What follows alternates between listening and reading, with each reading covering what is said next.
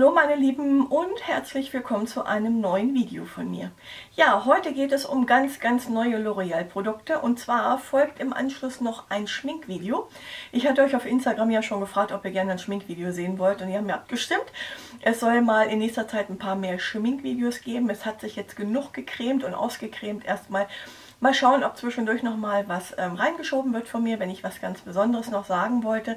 Ansonsten geht es jetzt erstmal in den nächsten Zeiten weiter mit Schminkvideos und mit Aufgebraucht und Favoriten. Und ja, mal schauen, was noch so mit reinkommt. Auf alle Fälle möchte ich euch heute erstmal die Produkte vorstellen, die ich von L'Oréal in letzter Zeit zugeschickt bekommen habe. Ja, an dieser Stelle erstmal ganz großen Dank an L'Oréal, dass ich sie wieder testen darf. Und es hat mir ganz viel Spaß gemacht und es sind wirklich ganz tolle Produkte dabei, die mich echt überrascht haben. Ich werde euch auch gleich sagen, welche. Auf alle Fälle möchte ich euch als allererstes erstmal 4 Sticks vorstellen, die ich zugeschickt bekommen habe. Und zwar sind das diese hier. Das sind die Infaillible Contour Stick Foundation. Ich habe ja schon mal ein Video gehabt, in dem ich Contour Sticks oder auch Foundation Sticks vorgestellt habe.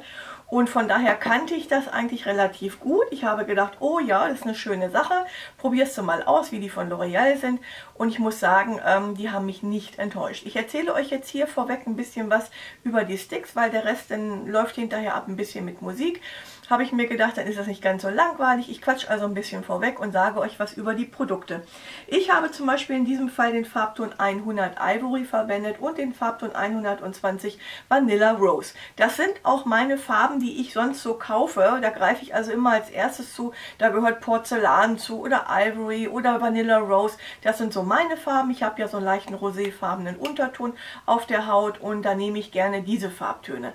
Dann habe ich aber auch noch den Farbton Scent in 160 bekommen und den Farbton 220 Karamell Toffee. Ich habe es so gemacht, dass ich zum Beispiel diesen Farbton Karamell Toffee, der ist wirklich viel zu dunkel für mich. Das könnt ihr hier auch schon ganz gut erkennen.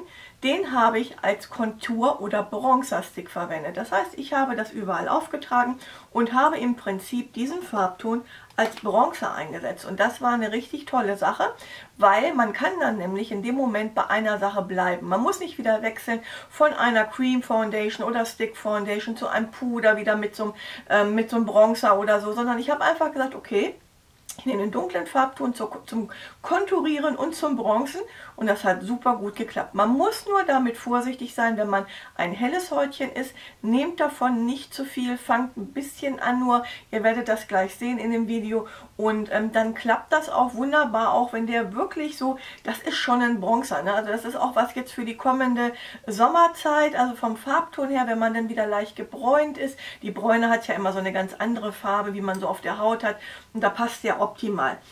Den Farbton Scent, den habe ich nur aus Versehen einmal hier angeritscht, ja, und habe dann gemerkt, oh nee, das ist nicht meine Farbe. Wir kommen gleich dazu, warum ich das sage. Es hat nämlich einen Grund wegen der Verlosung, die noch folgt, denn es gehen ja noch 3 Produkte an euch, die heute von mir an euch verlost werden aus dieser Linie hier. Auf alle Fälle möchte ich sagen, es sind super weiche Sticks. Wenn man sie aufträgt, sind sie butterweich auf der Haut. Und in dem Moment, wo sie mit der Hautwärme in Kontakt kommen, merkt man auch, dass sie auf der Haut so leicht anfangen zu schmilzen. Ja, wie so ein Eis, sage ich immer. Ich habe das nämlich gemerkt im Spiegel. Ich habe reingeschaut und habe gedacht, okay, ich habe mir erst die hellere, also Ivory, aufgetragen in der Farbnummer 100 und habe das dann hier auf den Nasendrücken, hier oben an der Stirn und hier unter dem Auge aufgetragen. Und dann habe ich halt den zweiten Farbton, den 120 Vanilla Rose genommen, habe den auch gleich mit aufgetragen und dann habe ich einen richtig schön angefeuchteten Beauty Blender genommen und habe das mit dem Beauty Blender eingearbeitet. Punkt 1 hat das mit dem Beauty Blender super gut geklappt. Ich finde immer, wenn man den Beauty Blender nimmt und man hat vielleicht eine trockene Haut, finde ich es sowieso immer sehr schön, weil man mit dieser Feuchtigkeit von dem Beauty Blender immer super gut die Foundation einarbeiten kann. Ich mag das, weil es bringt nochmal so ein bisschen Zusatzfeuchtigkeit. Und ich finde, dass man damit auch, wie gesagt, die Foundation besser einarbeiten kann. Das ist anders, wenn ich eine richtig extreme flüssige Foundation habe. Da nehme ich gerne auch meine Bürsten, weil sonst der Beauty Blender, also dieser Schwamm, dieser Make-up-Schwamm, zu viel Produkt schluckt. Und so ist es aber gewesen. Bei dem Stick habe ich mir gedacht, da nimmst du den angefeuchteten Beauty Blender, der war richtig nass, also schön ausdrücken hinterher. Und dann habe ich das damit eingearbeitet. Ich muss wirklich sagen, mir hat es sehr, sehr gut gefallen.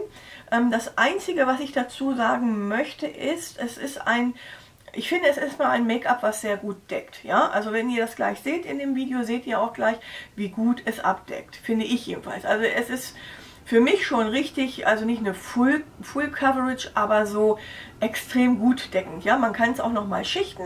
Man kann auch noch sagen, ich gebe noch mal eine zweite Schicht auf, wo mir noch was fehlt. Das macht bei diesem Stick überhaupt nichts. Die Anwendung ist super leicht. Ihr nehmt ja einfach nur den Stick, gebt das da auf, wo ihr es hinhaben wollt und unterm Auge und so.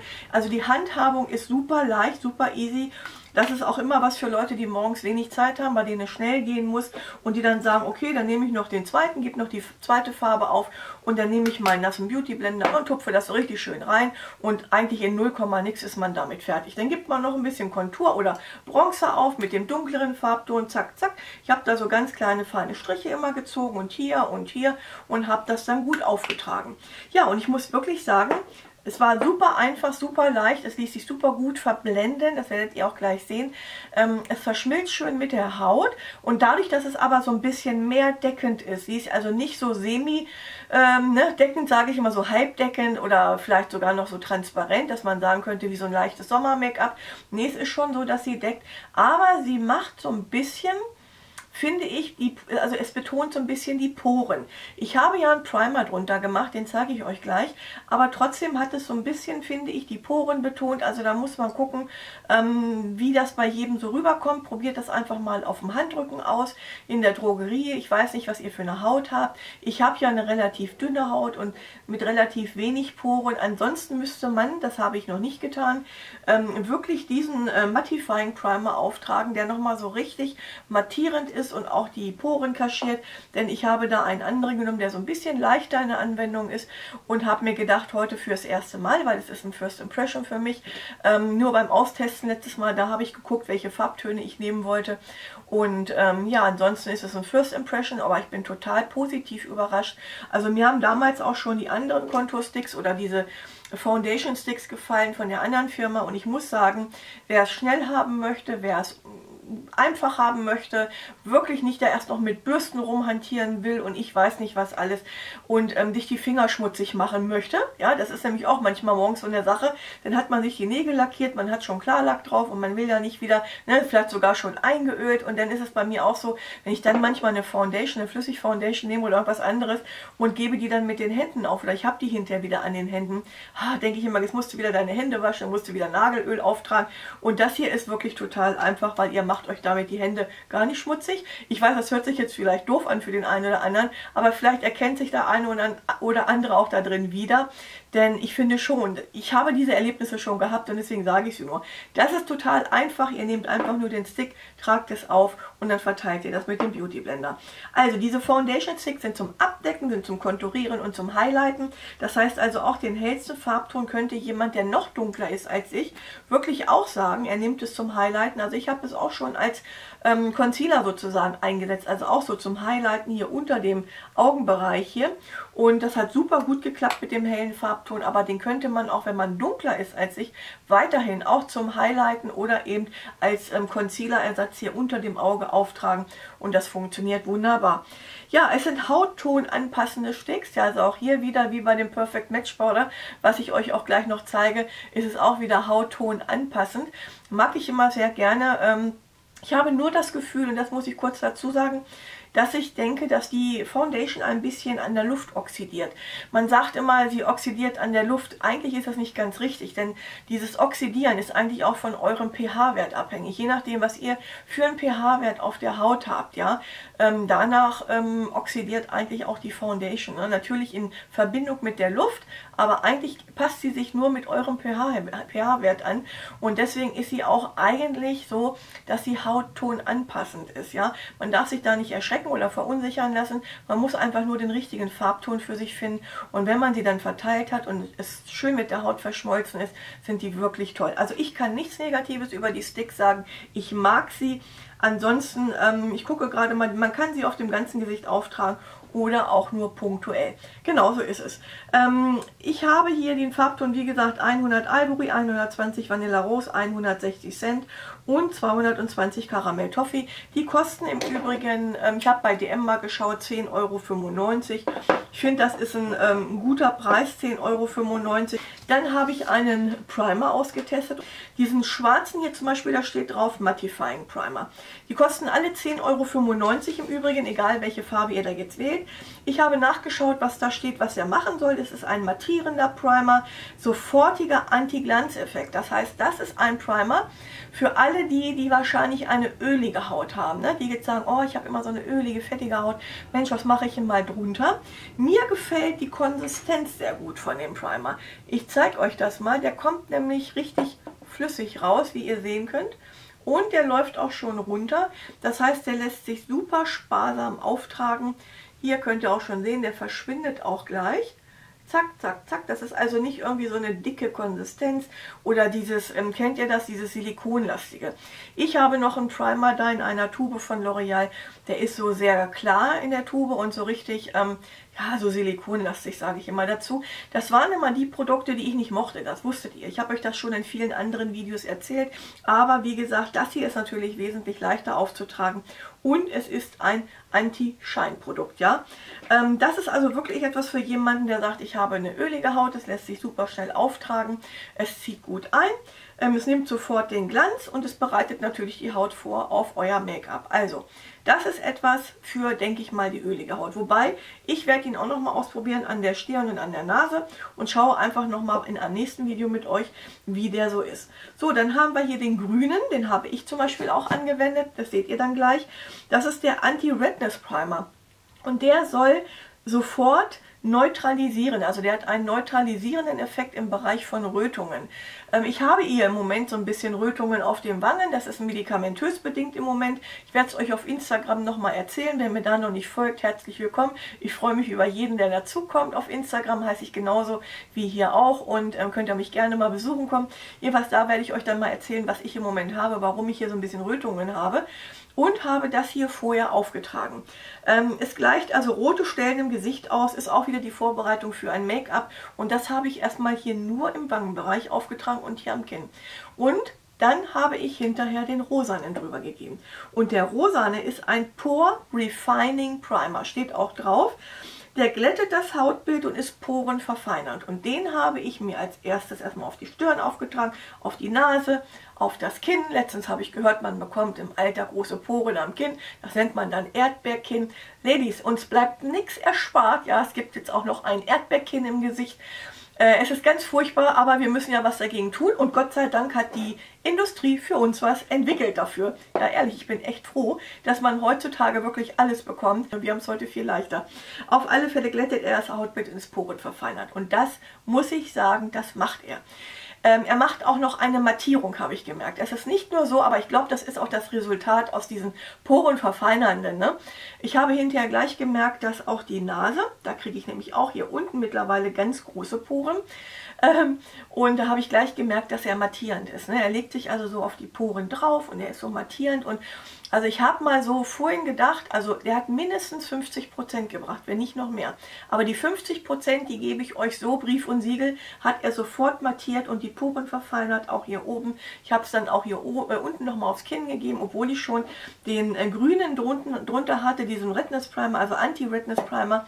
Und habe dann auch auf den Wangen hier unterm Auge sozusagen als Faltenauffüller, ne? Weil ich mir mal sage, das, was Poren auffüllt und Poren kaschiert natürlich auch ein bisschen Fältchen. Ne? Und somit habe ich mir den auch gleich noch hier unterm Auge aufgetragen. Und weil er so schön flüssig ist, das zeige ich euch auch mal, der ist nämlich auch so schön flüssig. Guckt mal, wie der rauskommt. Der ist ganz weich. Und den habe ich dann gleich so verteilt. Der ist so ein bisschen rosa. Der macht das Gesicht ein bisschen weiß.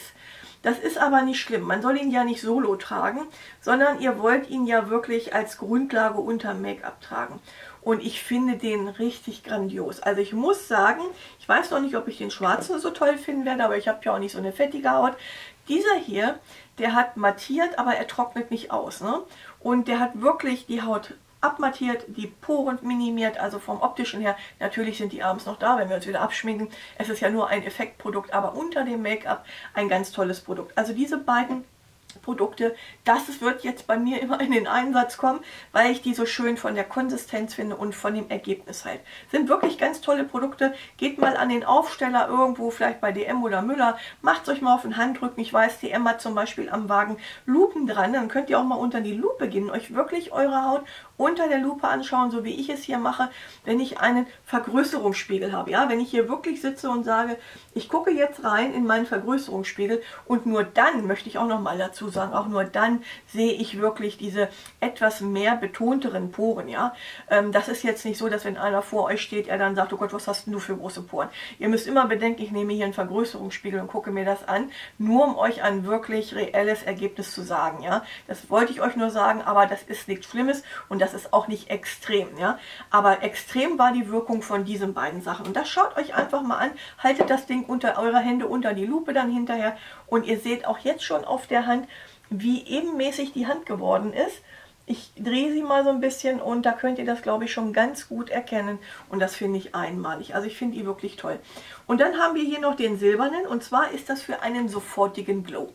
Den könnt ihr sowohl drunter machen, unter euer Make-up, aber ihr könnt ihn auch drüber machen, sozusagen für ein bisschen Glow, wie so ein Highlighter. Ja, wer jetzt sagt, oh, ich will mir nicht noch einen Highlighter kaufen, kostet ja auch alles Geld, dann nehmt ihr einfach noch diesen Primer hier, den könnt ihr drunter machen, da habe ich mir nämlich überlegt, wir könnten mal eine Foundation ausprobieren, in der ich in der Vergangenheit ein bisschen enttäuscht war, weil sie sehr die Haut austrocknet und sehr mattierend ist, was für junge Menschen sehr gut ist, aber im Alter nicht so gut kommt, weil es sehr die Fältchen betont dann auch.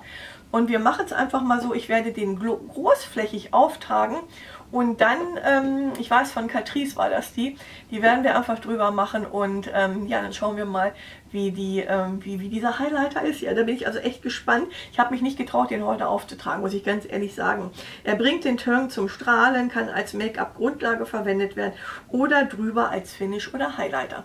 Ja, also das Produkt müssen wir mal schauen, weil der ist wirklich ein richtiger Highlighter. Ich zeige euch das mal. Der kommt so ein bisschen raus wie diese Glow Drops. Könnt ihr euch Weihnachten noch dran erinnern? Da gab es doch von L'Oréal diese Glow Drops. Ne? Schaut mal, wie das schimmert. Also das ist wirklich, da müsst ihr so wenig nehmen. Das war eben schon viel zu viel, weil ihr richtig so einen Metallic Schimmer dann habt. Und ich mag es jetzt gar nicht drauf machen. Ich habe Angst, dass mir das hinterher nicht steht. Aber auf alle Fälle werde ich den mal verteilen, hier auf dem Handrücken. Und dann könnt ihr mal schauen, wie das also wirklich einen Glow macht. Ja? Wer den haben möchte, da kann man den zum Beispiel auch gut hier unten aufs Dekolleté machen. Unterschätzt immer nicht das Dekolleté, wenn ihr im Sommer gebräunt seid und wollt ein bisschen, ich sage jetzt mal ein bisschen Glow auf den, ja, hier auf dem Dekolleté haben. Nehmt einfach hier einen Beauty Blender, einen angefeuchteten, gebt da ein bisschen drauf und tupft euch das mit der Feuchtigkeit so ein bisschen auf das Dekolleté. Das ist im Sommer eine riesengroße Sache, finde ich. Da muss man ja nicht so viel nehmen wie ich eben zum Beispiel. Ne? Also jetzt könnt ihr das schon sehen, da habt ihr richtig Glow drauf. Aber man kann das ja auch abnehmen ein bisschen. Zum Beispiel mache ich das jetzt mal. Ich nehme einfach mal ein bisschen runter.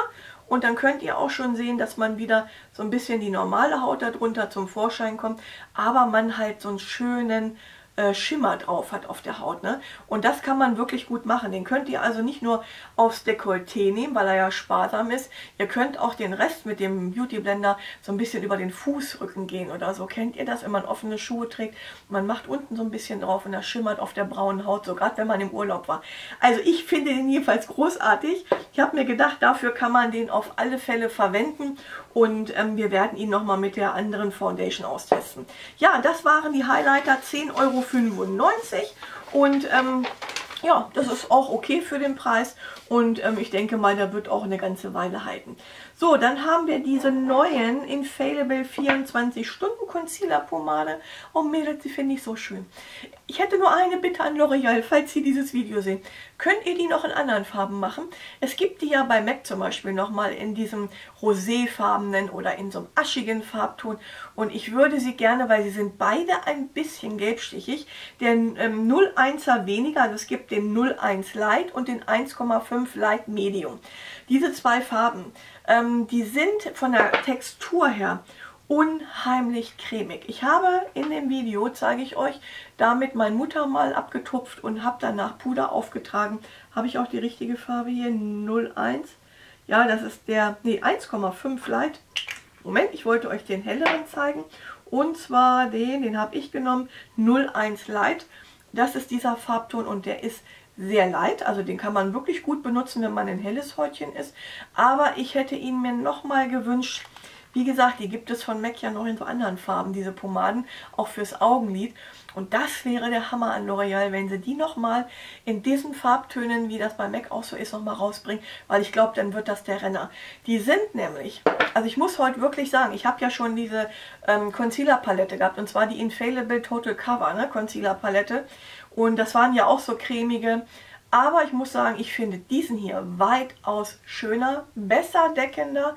Der hält auch besser. Man kann das auch nochmal nachtupfen. Ich habe es jetzt nur relativ, ja, so, also dass man es nochmal semi, ne, nicht semi-matt, sondern halbdeckend halt nur, ne, dass man das noch ein bisschen durchscheinen sieht. Stört mich ja auch nicht so. Man könnte es auch nochmal ein bisschen mit einer zweiten Schicht auftragen. Abpudern, die sollen 24 Stunden halten. Und da bin ich heute wirklich gespannt. Ich werde mich auf Instagram nochmal bei euch melden und euch dann auf Instagram erzählen. Das kann heute sein, es kann einen Tag später sein. Ich werde euch irgendwann diese Woche erzählen auf Instagram, wie lange die gehalten hat, ob die wirklich durchgehalten hat jetzt den ganzen Tag. Denn von der Konsistenz her ganz, ganz weich und cremig, also so, die ist überhaupt nicht austrocknend. Das ist also nichts Pappiges, sondern wirklich, wo man denkt, die ist ja aber so schön, so wie ein bisschen wie geschmolzenes Eis, so, ne? Also auch nicht austrocknend, überhaupt nicht. Ich finde sie ganz toll, ich werde sie auch noch weiter austesten, vielleicht auch mal im Gesicht nochmal, muss ich mal gucken, also da müsste ich wirklich bei 0,1 bleiben. Wir schauen mal, auf alle Fälle kosten die 6,95. Wenn ich mir überlege, die Qualität, wirklich, das ist eine ganz tolle Qualität und ganz sparsam im Gebrauch. Also ihr braucht, wenn ihr da reingeht, nur ganz, ganz wenig. Dann ist das mit 6,95, das ist ein Kampfpreis, Ladies, das ist ein Kampfpreis. Wenn die dann noch die anderen Farben rausbringen würden, dann würden, glaube ich, mehrere Leute sagen, ich lasse die anderen mal stehen, von MAC oder von nix und von wem alles. Also ich finde die richtig gut. Testet sie aus, es gibt einen Tester, ihr müsst ja nicht kaufen. Ich sage immer, geht an den Tester, testet es auf, gebt es auf euren Handrücken, so wie ich jetzt auch hier mit dem, ach, das ist ja auch eine tolle Farbe geworden, ne? Jetzt ein bisschen abgetupft mit dem Beauty Blender, ist das schön. Auf alle Fälle, die Pomaden finde ich klasse, korrigiert Unebenheiten und deckt Augenringe ab, ja. Super, also tolle Produkte, finde ich richtig toll. Ich muss mal gucken, ob ich hier noch irgendwas habe. Jetzt habe ich noch mal zweimal Blush und zweimal Highlighter. So, ich habe den Blush in dem Farbton 001 und 002. Schaut mal, das ist so ein richtig schöner, heller, frischer, sommerlicher Farbton. Und den mag ich wirklich sehr, sehr gerne. Ich komme noch mal ganz dicht an die Kamera mit dran. Da könnt ihr diesen Farbton auch gut erkennen. Das ist meine Farbe, den habe ich auch gleich für mich ausgewählt. Dann habe ich eine Farbe 002. Das ist mir zu dunkel. Das ist so ein Farbton, wo ich immer an so schöne, dunkelhäutigere Menschen, also an die so mal eine gebräunte Haut haben, egal ob dunkle Haare oder Blondinen. Auf alle Fälle ist der ein bisschen rot-braunstechig und da habe ich mir gedacht, nee, den nehme ich nicht. Ich weiß nicht, ob er mir gefällt, weil wenn ich ihn so lasse, kann ich ihn nämlich verlosen in diesem Video. Also, ich gebe diesen Blush mit in die Verlosung heute. Das ist das Produkt Nummer 1. Und dann habe ich nämlich zwei Highlighter bekommen in den Farbton 501 und 503. Und da zeige ich euch auch gleich mal die Farbtöne. Und da habe ich mich auch für den helleren entschieden, weil ich mir gedacht habe, nee, ich nehme den helleren. Der eine ist so ein bisschen mehr bronzefarben. Also Bronze, ja, so richtig Bronzefarben für den Sommer. Und der andere ist auch wieder in diesen Rosé-Stich mit rein, ne? Und den habe ich genommen. Das ist dieser hier. Der hat so einen Rosé-Stich und zwar ist das der 503. Und den finde ich richtig toll. Und den habe ich für mich ausgewählt. Und der 501er, der so ein bisschen bronzefarben ist. Wenn man sie beide nebeneinander hält, kann man das gut erkennen. Trotzdem, also es ist wirklich ein toller Farbton. Ich könnte jetzt auch sagen, ich benutze ihn hier oben, aber das wollte ich nicht. Ich habe mir gedacht, ich nehme ihn jetzt gar nicht. Und das ist das Produkt Nummer 2, was auch verlost wird zusammen mit dem Blush. Weil ich finde sie ganz toll, dann könnt ihr sie wirklich mal ausprobieren. Ich habe den Blush mit dem Beauty Blender aufgetragen. Ich habe auch den Highlighter mit dem Beauty Blender verblendet, weil den Highlighter nehme ich hier nur unter dem Augenbrauenbogen und so ein bisschen hier an der Seite. Ich gehe hier nicht mit unter die Falten. Und den Farbton 160 Cent von diesen Foundation Sticks. Wie gesagt, nur die eine Seite so ein bisschen angeditscht, bin ich hier kurz rüber gegangen und habe gedacht, oh nee, das ist nicht deine Farbe. Der Rest ist noch richtig versiegelt. Den würde ich gern mitverlosen. Diejenige, die gewinnt, also von euch heute, ja, der hier ausgelost wird von diesen zwei Sachen, Highlighter und Blush oder Rouge, der kann entscheiden, ob er den gerne noch mithaben möchte in dem Farbton 160 Sand. Das ist mir egal, wenn ihr sagt, nee, du hast den benutzt, das mag ich nicht, dann können wir das auch lassen. Aber das könnt ihr selber dann hinterher entscheiden, ob ihr ihn haben möchtet. Ihr könnt es auch mit drunter schreiben gleich. Astrid, ich möchte den Stick gleich mit dazu haben, dann wären es nämlich 3 Produkte, die ich an euch verlosen würde. Und das sind 3 ganz tolle Produkte. Ich würde mich hinterher auch über ein Feedback freuen, weil ich immer sage, was ihr drunter schreibt, das zählt mehr wie 1000 Worte, die ich sage. Ja, weil euer Kommentar, den ihr mir drunter schreibt, und deswegen ist es immer ganz wichtig, ihr schreibt mir Kommentare drunter. Ich gucke nur nach meiner Kamera. Ihr schreibt mir Kommentare drunter und sagt mir, wie ihr die Produkte findet. Auch ich kann viel reden, ja, aber eure Worte, was ihr drunter schreibt, zählt mehr wie 1000 Worte, was ich erzähle. Also ich werde dann im Prinzip diese 3 Sachen an euch heute verlosen. Die Verlosung, da schreibe ich dann noch rein, wie lange sie geht. Da muss ich gucken, wann ich das Video reinsetze. Meistens mache ich es immer bis zum Wochenende, bis Sonntag Nacht 0 Uhr. Wir halten es einfach mal so. Heute ist Mittwoch. Ich hoffe, dass das Video heute Mittwoch noch pünktlich reinkommt. Und dann geht die Verlosung bis Sonntag Mitternacht.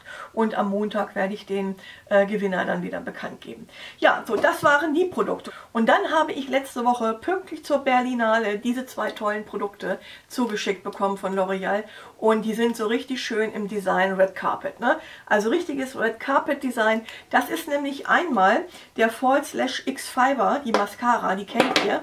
Die habe ich euch schon mal gezeigt. Die hat 2 Seiten. Die hat einen Primer und auf der anderen Seite habt ihr diese Fall/Fiber Partikelchen drin. Ich sag's euch aber noch mal dazu. Ich glaube, ich habe es damals in dem anderen Video auch gesagt. Lasst euch nicht beirren, das ist nicht so wie ein Produkt, was ich mal in der Glossybox hatte, wo man das so rausgezogen hat und dann hat man richtig diese Härchen, die man auf die getuschten Wimpern gleich auftragen muss und die dann hier so runterrieseln und hinterher hat man die im Auge und so. Nein, diese Mascara, da wurde ich im Übrigen in den letzten vor 2 oder 3 Videos angesprochen, auch was ich für eine Mascara trage. Das war die X-Fiber, also die Fall/X-Fiber von L'Oréal, und die ist echt toll. Und die finden auch andere, müsst ihr mal schauen, gebt das mal bei YouTube ein, wie viele YouTuber die nämlich auch toll finden. Die ist auch wirklich toll. Die ist ganz großartig und die könnt ihr super gerne kaufen und verwenden. Und jetzt ist es, wie gesagt, in dieser limitierten Edition, in diesem Design zur Berlinale, ja, und da möchte ich euch auch gleich noch was zu sagen. Auch hier der Lippenstift in dem gleichen Farbton gehalten, in diesem super koralligem Rot, würde ich mal sagen. Das ist so ein bisschen marmoriert und ist ein ganz toller Lippenstift. Und auch auf den Lippen kommt er nicht so plakativ rot rüber, sondern der hat so einen Touch von einem Pink-Anteil damit drin. Also der wird nicht so matt, dumpf rot. Ich mag immer so dieses, ich weiß gar nicht, wie ich das nennen soll. Ich glaube, meine Mutter hatte früher sowas. Dann waren die so richtig rot-rot. Ich sage immer dazu rot-rot. Und ich mag es immer gern, wenn man sie aufträgt und das Gefühl hat, oh, da ist so ein pinkiger oder bäriger Anteil mit dabei. Die sind schön rot, aber trotzdem nicht so plakativ rot, sage ich immer dazu. Ganz toller Lippenstift, trage ich im Übrigen heute ja auch hier drauf und ich liebe den. Der kommt hier viel dunkler und anders rüber, als wenn man ihn aufträgt. Ich hatte so ein bisschen meine Bedenken erst, aber ich habe gedacht, nix, der wird aufgetragen heute. Und ja, ist ein ganz, ganz toller Farbton. Ist im Übrigen der Farbton, Moment, ich gucke gleich mal hinten drauf, ich sag's euch. Das ist der Farbton 357 aus der Color Rich Linie. Und ich habe hier noch ein Kärtchen mit dabei gehabt, da kann ich euch mal kurz was zu vorlesen. Und zwar gibt es nämlich noch eine Besonderheit in Berlin dieser Tage. Wer also in dem Raum Berlin wohnt oder in Berlin oder würde gerne mal nach Berlin fahren, hat immer schon überlegt, ich möchte mal gerne nach Berlin, dann fahrt bitte jetzt hin, und zwar zwischen dem 17. und 25. Februar. Denn dann eröffnet dort L'Oréal Paris einen exklusiven Pop-Up-Store und eine Content Factory rund um die neuesten Produkte in der Berliner Rosenhöfen am Hackeschen Markt in Berlin. Also Hackesche Markt. Ja, ich kenne das also überhaupt nicht. Am Markt, genau, am Hackeschen Markt in Berlin. Berliner Rosenhöfen sind das, und da haben die einen Pop-Up-Store, das ist ja auch nur für diesen Zeitraum immer vom 17. bis 25. Februar und eine Content Factory rund um die neuesten Produkte. Also für alle L'Oréal-Fans oder alle, die es noch werden wollen oder alle, die sagen, Mensch, ach, das hört sich immer gut an. Wir sind sowieso gerade in Berlin, da gehe ich mal gucken. Schlendert da einfach mal hin.